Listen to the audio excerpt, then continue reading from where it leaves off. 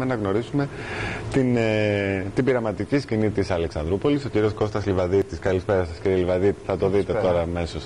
Είναι εδώ στο στούντιο του Καθημερινά Μαζί να μας συστήσει την ομάδα και να μας πει βεβαίως τι είναι αυτό που ετοιμάζει η ομάδα τώρα σύντομα, τι περιμένουμε από την πειραματική σκηνή. Ευχαριστώ πάρα πολύ για την πρόσκληση.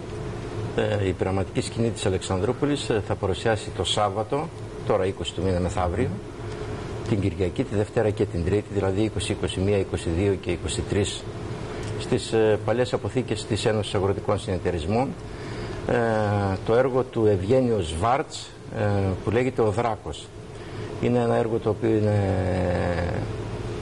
ένα παραμύθι, θα έλεγα, μια αλληγορία, και παρουσιάζει πώς θα μπορούσε να είναι ένας κόσμος όταν είναι φοβισμένος, όταν είναι τρομαγμένος από οποιαδήποτε αιτία. Έτσι, πολύ γνώριμη εικόνα. Μάλλον σαν καθρέφτης λειτουργεί, δηλαδή. Μάλλον σαν καθρέφτης της παρούσας κατάστασης λειτουργεί. Πώς θα μπορούσε και αυτόν το φόβο που δημιουργείται από κάποιους παράγοντες έτσι, στον κόσμο, στις μάζες, ο συγγραφέας τον έχει ονομάσει αλληγορικά Δράκο. Υπάρχει ο ρόλος του Δράκου στο έργο, ο οποίος όμως ουσιαστικά δεν είναι τίποτε άλλο παρά ένας άνθρωπος απλός, τον οποίο έχουν μυθοποιήσει όλοι οι υπόλοιποι και τον φοβούνται, και με αυτό το φόβο εξουσιάζονται και αυτός κυριαρχεί. Από γύρω του, από δίπλα του φυσικά έχει ανθρώπους όπως είναι ο δήμαρχος της πόλης, ο γραμματικός κτλ., οι οποίοι είναι αυτοί οι οποίοι συνεπικουρούν και στέκονται δίπλα του και είναι, ας το πούμε, αυτοί τα γρανάζια, η ιστορία. Και κάποια στιγμή έρχεται ένας υπότης, περιπλανόμενος, ο οποίος δεν φοβάται τον Δράκο και σε μια μονομαχία που γίνεται τον νικάει. Προσπαθεί με αυτόν τον τρόπο να εξαλείψει το φόβο από τον κόσμο. Πώς καταλήξατε να επιλέξετε αυτό το έργο? Είχαμε ανεβάσει πέρυσι, γιατί φέτος είναι η δεύτερη συνεργασία με τη σκηνή της Αλεξανδρούπολης. Είχαμε ανεβάσει το έργο Σαν Λυσιστράτη, που ήταν μία μίξη των έργων της Λυσιστράτης και των Εκκλησιαζωσών του Αριστοφάνη. Σκεφτήκαμε πάρα πολλά έργα, αλλά θέλαμε να είναι κάτι το οποίο να είναι λίγο ιδιαίτερο, λίγο διαφορετικό, ένα έργο το οποίο θα μπορούσε ίσως να... και δύσκολο, θα έλεγα, ένα έργο δύσκολο, το οποίο όμως θα μπορούσε να αφήσει κάποια πράγματα πέρα από μια έτσι επιδερμικά, τα οποία θα μπορούσε να αφήσει ένα απλό έργο, μια κωμωδία ή οτιδήποτε άλλο στον κόσμο. Θεωρώ ότι μέσα σε αυτούς τους καιρούς που ζούμε, κάποια έργα θα πρέπει, έστω το θέατρο με τον πιο ανώδυνο τρόπο, θα ήταν καλά κάποια στιγμή να ακουμπάει, να ενοχλεί, να κεντρίζει και οτιδήποτε άλλο μπορεί να κάνει στον άνθρωπο, έτσι ώστε να δημιουργεί προβληματισμό. Ανεβάζουμε λοιπόν ένα έργο το οποίο πιστεύω ότι θα δημιουργήσει προβληματισμό στους θεατές, με την όλη υπόθεση του. Οι ηθοποιοί συμμετέχοντες στην παράσταση πώς υποδέχτηκαν την πρόταση για να ασχοληθούν με αυτό το έργο? Συλλογικά το επιλέξαμε, τους το είχα προτείνει το Σεπτέμβριο, το επιλέξαμε, τους ευχαριστώ γιατί με εμπιστεύονται και στην πορεία φάνηκε ότι ήταν καλή επιλογή. Έχουμε ετοιμάσει μια πάρα πολύ όμορφη παράσταση. Ελπίζω να έρθει ο κόσμος της Αλεξανδρούπολης αυτές τις 4 μέρες. Αρχίζει γενομένης από μεθαύριο το Σάββατο και να την παρακολουθήσουν.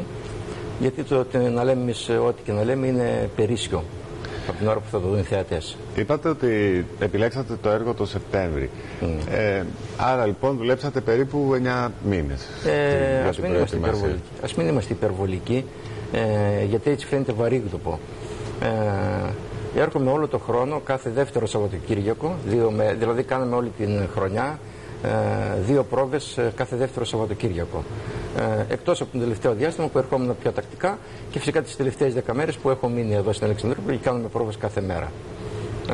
Ήθελα να δούμε λίγο ο χρόνος πώς είναι. Δηλαδή αυτή η περίοδος είναι αρκετή για τους ανθρώπους που ασχολούνται ερασιτεχνικά με το θέατρο και καλούνται να υπηρετήσουν αυτό το σκοπό? Αυτό ήθελα λίγο να δούμε πώς λειτουργεί όλο αυτό. Είναι μια πολύ καλή ερώτηση, με την λογική και την έννοια ότι τι πάει να πει, ας πούμε, ένας επαγγελματικός θείασος βιαστικός που τον αφορά το εμπορικό κομμάτι μιας παράστασης, ανεβάζει ένα έργο το οποίο μπορεί να ανέβει και σε 20 πρόβες, σε 20 μέρες. Συνήθως οι πρόβες που γίνονται στα επαγγελματικά θέατρα κρατάνε 1,5 μήνα, φυσικά κάνουν κάθε μέρα εκτός από Δευτέρα, 5 ώρες πρόβες. Από εκεί και πέρα δεν υπάρχει όριο στις πρόβες, και ένα έργο όποτε και αν ανέβει αν πήγαινε λίγο αργότερα θα ήταν σίγουρα καλύτερο. Ακόμα και στις παραστάσεις, ένα έργο που ανεβαίνει τώρα, εάν έκανε ας πούμε 50 παραστάσεις, στην 43η παράσταση ήταν πολύ καλύτερο ή πολύ διαφοροποιημένο από την πρώτη παράσταση. Όχι να ξεχυλώσει ή να κάνει οτιδήποτε, απλά μετεξελίσσεται το έργο ανάλογα με το... Αλλά πάντοτε υπάρχει αυτό που λέμε ότι όταν ένας άνθρωπος δεν είναι επαγγελματίας, αυτό προφανώς έχει πολλές άλλες υποχρεώσεις. Μπορεί να είναι επαγγελματικές, στο σπίτι του, η οικογένειά του. Αυτά πώς όλα συγκεράζονται, γιατί και το θέατρο θέλει συγκεκριμένη δουλειά για να μπορεί κάποιος να το υπηρετήσει. Σε αυτή τη συγκεκριμένη ομάδα παίζουν σε αυτό το έργο 14 άνθρωποι, 14 ηθοποιοί. Όλοι αυτοί, ανάμεσα στις άλλες επιλογές που έχουν, αγαπάνε το θέατρο, είναι χόμπι τους και ξεκλέβανε χρόνο ουσιαστικά για να αυτό να παίξουν, που σημαίνει ότι το είχαν ας πούμε, μέσα στις προτεραιότητες τους, μέσα στη σκέψη τους, ο καθένας με το δικό του τρόπο. Φτάνοντας λοιπόν σε αυτό το τελικό αποτέλεσμα, είμαστε πια 2 μέρες προτού την πρεμιέρα. Τι είναι αυτό που σας αγχώνει περισσότερο, εσάς που είστε ο σκηνοθέτης και έχετε την ευθύνη του συντονισμού όλης αυτής της παράστασης και της δράσης? Με αγχώνει κάτι απροσδιόριστο, ότι θέλω να πιστεύω ότι θα είναι πολύ καλή η παράσταση, ότι θα είναι πάρα πολύ καλή η παράσταση. Όμως θέλω να πιστεύω, γιατί θα πρέπει να ξέρετε ότι το θέατρο είναι μια συνταγή, ας το πούμε μια συνταγή μαγειρικής. Βάζεις όλα τα υλικά μέσα, λες τα έχω κάνει όλα πάρα πολύ ωραία και το φαγητό βγαίνει μάπα και εκεί λες γαμώ τι δεν έκανα καλά ας πούμε. Ή ας πούμε με πολύ απλούς τρόπους φτιάχνεις ένα φαγητό και λες τι υπέροχο που έγινε. Πριν το δοκιμάσεις, απλά έχεις τη σκέψη. Δεν είναι κάτι συγκεκριμένο να πω ας πούμε ότι ο Λιβαδίτης ή ο Τσολάκης ή οποιοδήποτε δεν με ικανοποιεί στο παίξιμο οτιδήποτε. Είναι αυτό το απροσδιόριστο που μέχρι να γίνει η πρεμιέρα και να δούμε την αποδοχή του κόσμου υπάρχει ένα απροσδιόριστο άγχος. Συγκεκριμένο δεν θα έλεγα κάτι. Πολύ ωραία. Αυτό όμως μπορεί να είναι και παραγωγικό, γιατί σας οδηγεί στο να προσέξετε μέχρι και την τελευταία λεπτομέρεια, φαντάζομαι. Ασφαλώς. Σήμερα έχουμε την πρώτη γενική πρόβα, αύριο είναι η δεύτερη.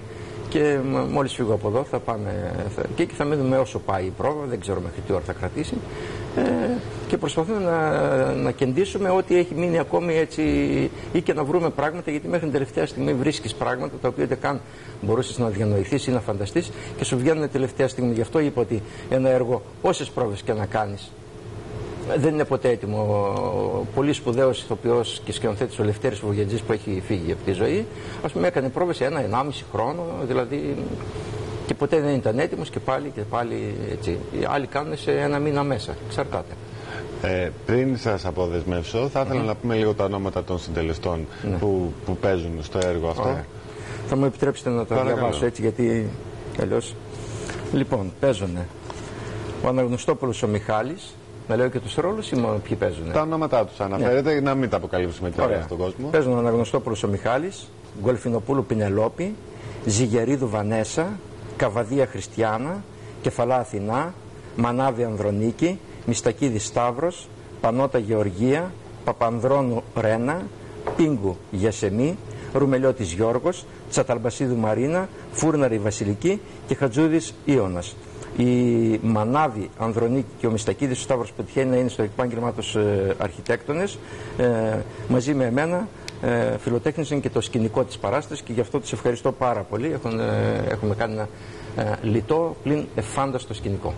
Τα υπόλοιπα λοιπόν στις αποθήκες της ΚΙΔΕ από το Σάββατο μέχρι και την Τρίτη. Η παράσταση Ο Δράκος από την πειραματική σκηνή της Αλεξανδρούπολης σας περιμένει. Στις 9.30 το βράδυ. Στις 9.30 ξεκινάει κάθε μέρα η παράσταση και διαρκεί 1,5 ώρα. 1,5 ώρα. Πολύ ωραία.